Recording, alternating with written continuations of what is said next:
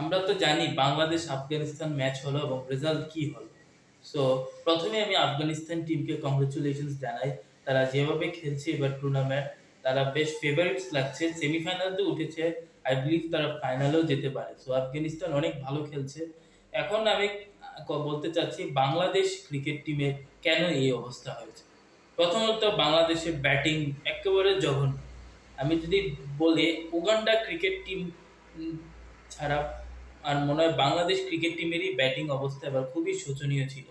লিটন দাস এতদিন ফর্মে ছিল না, সে 50 করেছে, এটা দেখে শান্তি লাগলেও অন্যরা যেমন নাজমুল হাসান শান্ত, তানজিদ হাসান তামিম, তাহিদ হৃদয়, তারা সবাই ফেল। এবং সাকিব আল হাসান, ওনাকে নিয়ে যে আমি যে কি বলবো আমি বুঝি না। তিনি এবার ওয়ার্ল্ড কাপে একটা ম্যাচে শুধু 64 রান করেছিল, এইটা ছাড়া আর কোনো ইম্প্যাক্টই রাখতে পারেনি তিনি। এছাড়া তিনি তিনি আজকে একটা ইম্পর্টেন্ট ম্যাচে তিনি একটা আননেসেসারি একটা শট খেলে তিনি গোল্ডেন ডাকে আউট হয়েছেন। এবং তিনি আউট হওয়ার পর তিনি ড্রেসিং রুমে তিনি পায়ের উপর পা তুলে রেখে তিনি হাসছিলেন। দেখে পুরো শেমলেস পার্সন লাগছিল তাকে। যাই হোক, আমি বেশি খারাপ কিছু বলতে চাই না।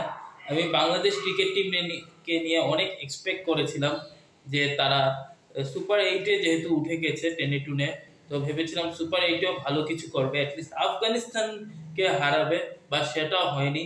আমি বেশ হতাশ এই বিষয়ে। তবে আশা রাখছি এখন বাংলাদেশ ক্রিকেটে কিছু পরিবর্তন আসবে, এবং সবচেয়ে বড় পরিবর্তন দরকার বাংলাদেশের হেড কোচ চান্দ্রিকা হাথুরু সিং। তিনি বাংলাদেশের কোচের যোগ্যতা কতটুক আছে আমি সেটাই প্রশ্ন। কারণ তিনি অনেক ভুলভাল ডিসিশন, তিনি ওয়ার্ল্ড কাপের মতো স্টেজে তিনি এক্সপেরিমেন্ট করেন। তো উনি এতদিন কি করেন তাহলে? উনি ওয়ার্ল্ড কাপে কেন উনি এক্সপেরিমেন্ট করতে যায়, এটি তো আমার প্রথম প্রশ্ন। আর সেকেন্ড অফ অল, উনি যেসব প্লেয়ারদের সাথে ওনার সম্পর্ক ভালো তাদেরকে সুযোগ দেন, এবং খারাপ যাদের সাথে সম্পর্ক তাদেরকে সুযোগ দেন না। উদাহরণস্বরূপ তামিম ইকবাল, ওনার সাথে সম্পর্ক কিছু খারাপ, কিছু ক্রিয়েটিভ ডিফারেন্সের কারণে তামিম ইকবালের এই অবস্থা। এবং মেহেদী হাসান মিরাজের মতো একজন অলরাউন্ডারকে, যাকে সাকিব আল হাসানের উত্তরসূরি হিসেবে কাউন্ট করা হয়, তাকে দলে রাখিনি। এটা তো সবচেয়ে অবাক করার বিষয় যে কেন তার মতো একজন প্লেয়ারকে দলে রাখিনি। এটা নিশ্চয়ই হাতুরু সিংহের সাথে কোনো ইস্যু তৈরি হয়েছে, এর জন্য রাখিনি। I am pretty sure about it. আর বাংলাদেশ ক্রিকেট বোর্ডের একটা জিনিস সাজেস্ট করব যে যদি নেক্সট টাইম হেড কোচ বা অ্যাসিস্ট্যান্ট কোচ যদি সিলেক্ট করতে হয়, যে তারা যেন অবশ্যই জাতীয় দলের যেন অ্যাটলিস্ট 4-5 বছর সার্ভিস দিয়ে আসার মতো প্লেয়ার হয়।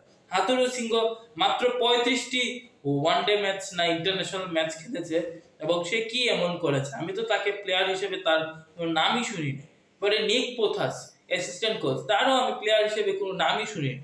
একজনের নাম শুনেছিলাম, অ্যালান ডোনাল্ড, যিনি গত ওডিআই ওয়ার্ল্ড কাপে ছিল।